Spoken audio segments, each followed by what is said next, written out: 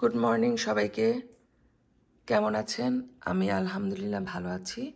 মাত্র ঘুম থেকে উঠলাম। ওয়েদারটা খুবই নাইস, ব্রাইট অ্যান্ড সানি। এখন আমি ব্রেকফাস্টের ব্যবস্থা করব। আজকে একটু হেভি ব্রেকফাস্ট করব, তো রেডি করতে হবে। তো এই যে ফ্রোজেন পরোটা, এটা এখনও খোলা হয় নাই, প্যাকেটটা এখনও খোলা হয় নাই। আমি এখন কেটে নিচ্ছি। অনেক দিন পরে পরোটা খাবো। আসলে পরোটা ফ্রোজেন সবসময় ফ্রিজে থাকে, বাট সময়ের অভাবে খাওয়া হয় না।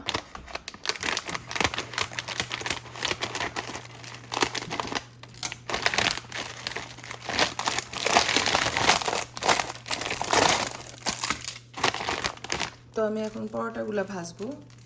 ফ্রাই প্যান বসাই দিচ্ছি, হালকা একটু ঘি দিয়ে পরোটাগুলো ভেজে নিব। তো এই যে এখানে আমি পরোটা ভেজে নিচ্ছি, আর ডিম, সাথে চা থাকবে। তো দুজন মিলে এখন আমরা ব্রেকফাস্ট করব।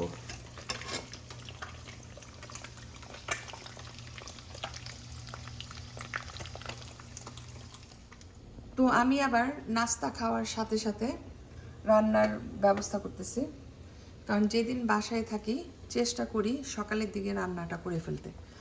এটা আমার একটা অভ্যাস। তো নাস্তা খেয়ে আর সময় নষ্ট করি নাই। তো এখন আমি এই যে ভাত বসাই দিলাম। এখানে বিনস একটু সিদ্ধ করে নিচ্ছি, এগুলো ফ্রোজেন। তো এই বিনসটা সামান্য নরম হয়ে আসলে আমি এই বিনসটা অ্যাড করব, কারণ ওইগুলো একটু বড় আর এটা একটু ছোট, সেজন্য দুইটা একসাথে দিলাম না। আর এখানে পেঁয়াজ কেটে নিচ্ছি। এখানে ফুলকপি কেটে নিলাম। ফুলকপি, বিনস দিয়ে চিংড়ি মাছ দিয়ে রান্না করব। তো এই যে পুরো দমে রান্না বান্না চলতেছে। এক চুলায় ভাত, আরেক চুলায় বিনসটা সিদ্ধ করে রাখলাম। তারপর এখানে ফুলকপির তরকারি রান্না করব বিনস আর চিংড়ি মাছ দিয়ে। সব কিছু হাতের কাছে রেডি করে নিছি। এখন মশলাটা কষাচ্ছি, তারপর আমি ফুলকপির তরকারিটা রান্না করব। তো রান্না বান্নাটা সকালের দিকে হয়ে গেলে আমি সারা দিনের জন্য ফ্রি হয়ে যাব, কারণ একটার পর আরেকটা কাজ থাকে। বলা যায় না সামনে আবার কোনো একটা কাজ চলে আসবে করার জন্য। তো সব কাজ যদি একসাথে করতে চাই, একটা সময়ের ভিতরে করা সম্ভব না। সেই জন্য আমি টাইম টু টাইম সবগুলা কাজ করে ফেলি। তো এইখানে আমি পানি সিদ্ধ করে নিচ্ছি। ফুলকপির তরকারিতে গরম পানি অ্যাড করব, আর সাথে কিছু ফ্রোজেন টমেটো দিয়ে দিলাম, এটা মেল্ট হয়ে যাবে। ভাত অলমোস্ট হয়ে গেছে, একটু পরেই নামাই ফেলবো। তো এই যে ফাইনালি আমার রান্না বান্না শেষ। একটা ভাত আর একটা তরকারি, দ্যাটস ইট। ফুলকপির তরকারি রান্না করেছি সিমের বিচি আর চিংড়ি মাছ দিয়ে। তরকারিটা কেমন হয়েছে অবশ্যই জানাবেন, আমার তো এখনই খেতে ইচ্ছা করছে। তো একটু আগেই ব্রেকফাস্ট করলাম, লাঞ্চের টাইম হয় নাই। তো ইনশাল্লাহ লাঞ্চে গরম গরম ভাত খাবো মজাদার তরকারি দিয়ে। তো রান্না শেষ, আমি চুলাটা এখন অফ করে দিব। তারপর গার্ডেনে যাব একটু। গার্ডেনের গাছপালাগুলো একটু টেক কেয়ার করতে হবে।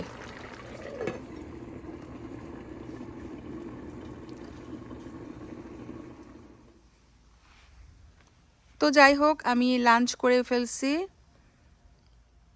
এখন একটু গার্ডেনে আসলাম, যদিও এখন দুপুরবেলা, বাট এত বেশি গরম না, খুব সুন্দর ওয়েদারটা।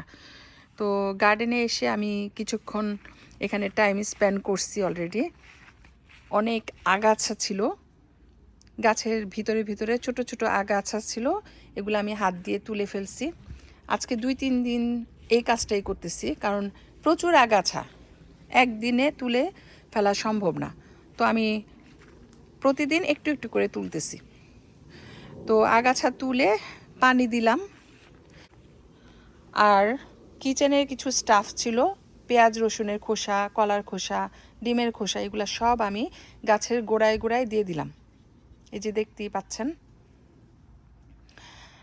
তো এখনও আমার ফার্টিলাইজার দেওয়া হয় নাই, দিব করে কেমন যেন দেওয়া হচ্ছে না। বাট ন্যাচারাল ফার্টিলাইজার হিসেবে এই খোসাগুলা আমি ইউজ করতেছি।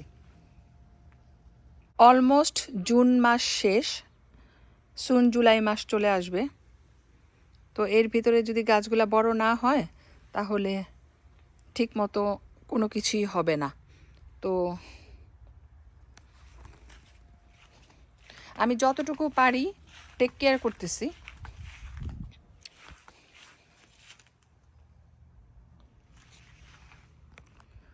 আর আমার কাজ আছে, সেজন্য সকালে ঘুম থেকে উঠেই সব কিছু করে ফেলছি। কিছুক্ষণ পর রেডি হব, কাজে চলে যাব।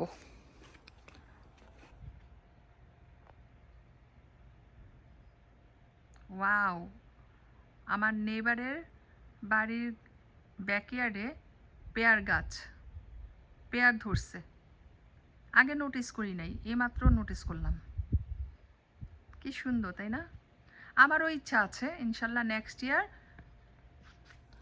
এইখানে 2-3টা গাছ লাগাবো। এবার ব্যস্ততার জন্য সম্ভব হয় নাই।